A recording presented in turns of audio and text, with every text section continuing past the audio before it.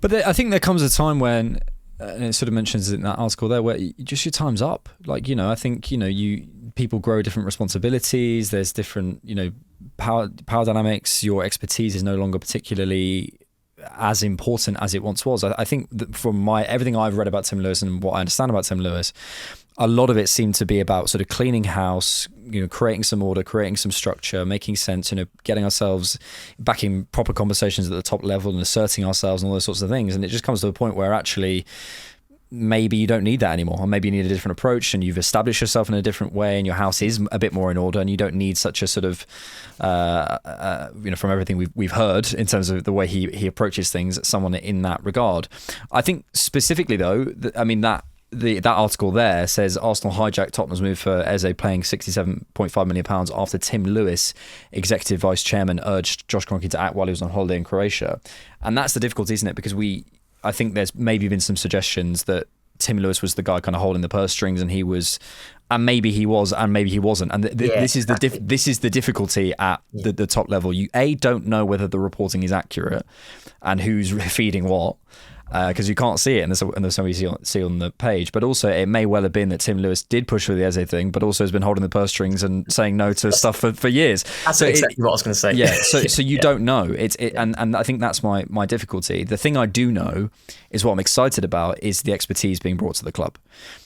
It may end up being too many chefs. We may see another departure at some point. Who knows? Possibly. Maybe Josh doesn't feel there's enough space for him, so he pushes someone out, or actually maybe feels there's more expertise here, so I can take a step back. Who knows? But I think someone like Ben Winston, if people don't know his background, it's super interesting. Like he's worked with people like One Direction and things like that. Like he's like super in that world, and in terms of how the club sort of popularized themselves, the media and TV rights deals. Someone who understands that world, I think, is a really interesting and smart appointment.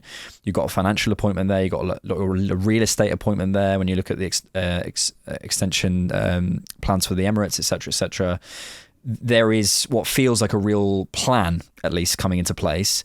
And I think, to go back to it, Rohan, maybe I'll finish with you. I just trust Josh. I know that does not come from loads, but ultimately, since 2018, I have felt he's communicated I always say this, if you build a metric of how you judge an owner, and it's like, commercial success and academy and football success and economic health and satisfaction, all these things you just built, what does an owner have to do? He's not ticked every box, but he's ticked a lot of them. Absolutely. And that's why I do think that when I look at, what Josh Kroenke has done and the message that he has conveyed, it's been one in which he is backed with action and order. Obviously, the big counter argument that people make is, well, we haven't won anything, but he's still doing what he can do to get us into a position in which we can be successful. He's not playing centre forward.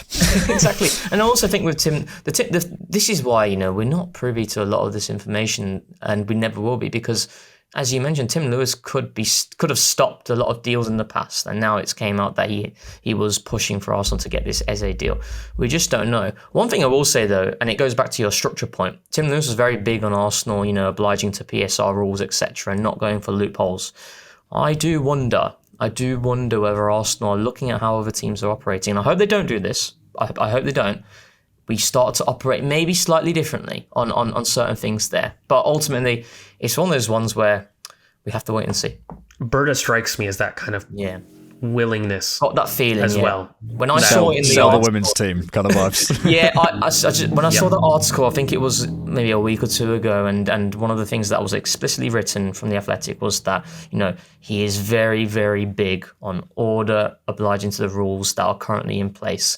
And maybe there could be something there that we're looking to exploit, perhaps. Hopefully not, but